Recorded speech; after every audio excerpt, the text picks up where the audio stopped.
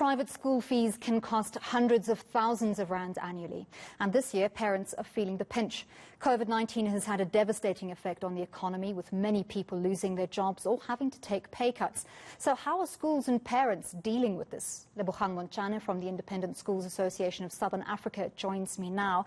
Lebogang, from 2019 to 2020, school fees in most private schools increased by between 6 and 10%.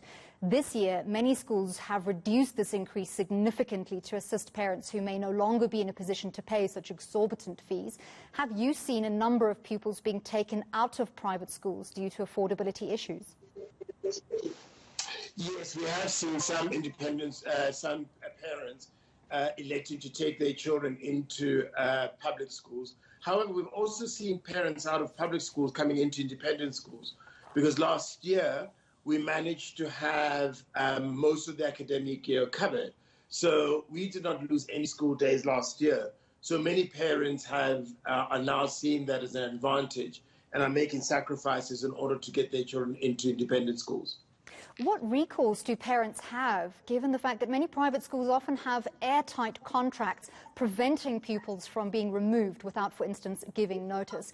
And there simply isn't space in public schools should parents no longer be able to afford private schools. I think you've got a good point there. I mean, I think that what is really is all of us are dealing under a national state of disaster and a global pandemic. So what has happened under these circumstances is that what we do is that schools will understand if parents have found themselves having lost their jobs and not able to meet the fees. So we really do encourage parents to quickly, as soon as possible, that their financial situation changes, that they inform their respective school, and most schools will be understanding.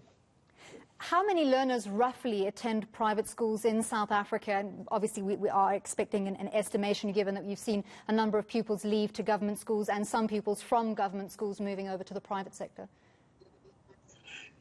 In SASA, we have about 200,000 students in our schools, but the estimation in terms of percentages is about 4% of students attend independent schools in South Africa. That's incredible. I mean, at an average of 150,000 rand per year per pupil makes this an incredibly lucrative sector.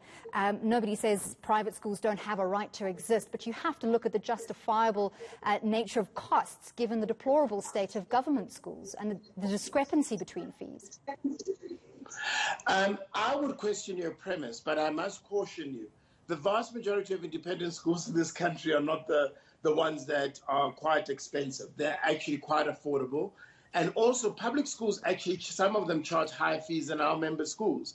So really the difference between independent schools and public schools is that there are fee-paying public schools that are very similar to independent schools, and non-fee paying schools, which are quintile 3 to 1 schools. So I must caution you that actually I remember trying to find a school for a friend's child.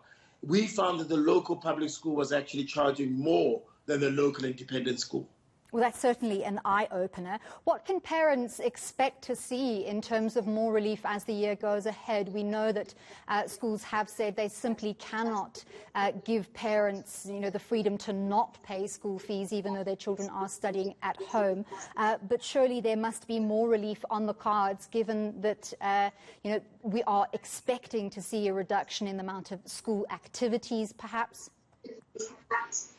I was actually quite impressed with our member sector, because when we see that you indicated in your introduction that fee increases were around 3-4%, some schools did not even increase fees this year. So the sector is very sensitive to the plight of many people in our country, and because generally education inflation is between 2 and 3% above national inflation, and because of that, generally fees actually escalate at a much higher pace than people actually end up earning in terms of themselves, into the annual increases. So it is on that basis really that our sector has been understanding, has shifted to meet the prevailing market conditions.